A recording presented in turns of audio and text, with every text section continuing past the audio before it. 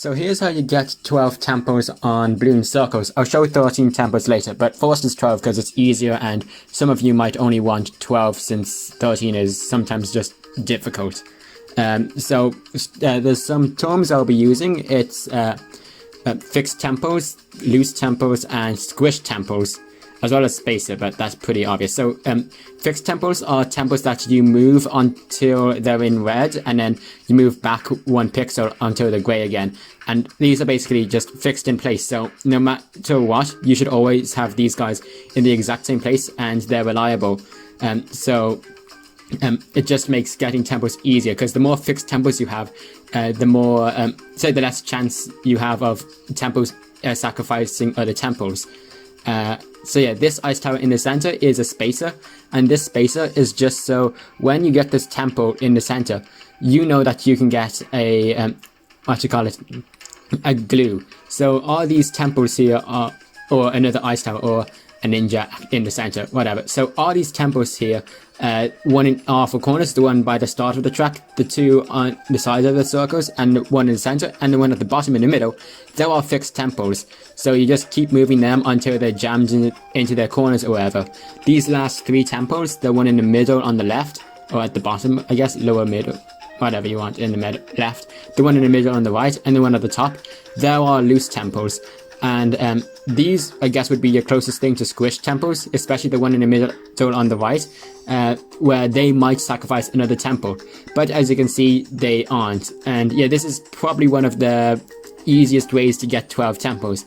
It's it's somewhat symmetrical, and it's pretty clean and easy to do, since it's just got so many fixed tempo spots. That's it. It's 4 on the left, 5 in the middle, and 3 on the right. That's how I number them. 4, 5, 3. That's just what I kind of do, or how I describe them. Probably you're more used to 4, 4, 4, so it'd be 4 so it'd just be even. But this is just easier because there's so many more fixed tempos. Next up is 13.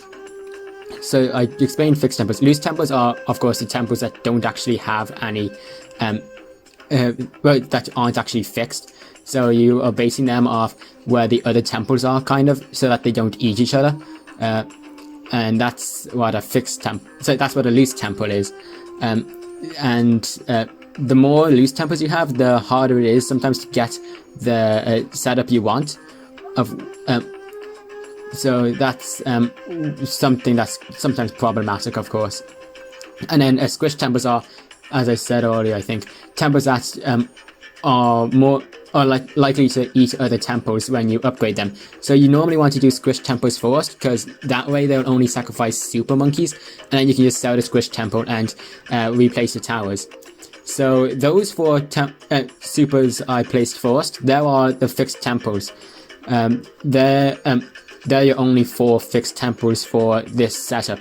That 1 at the bottom in the middle, that can be fixed if you want, but it makes fitting all the others much harder. You want it to the left a bit so that it still won't be sacrificed by the 1 in the bottom left corner, but it's just so that 1 in between the 2, that 1 in the bottom circle is able to go a bit lower, which makes which means the guys on the right can go a bit lower, and this guy up here at the top here, he can be a bit moved over to the right, so he should be somewhat in line with the right side of the track there, a bit to the right, off-centered, and that's a good position for him. The guy in the top left, beside the guy I'm placing now, he should be beside where that straight line at the entrance ends. And yeah, that's about it. The top left guy, that near the round number, he's I place him last, or as one of the last guys normally, and he just goes above the ice tower. That's how I judge it for him.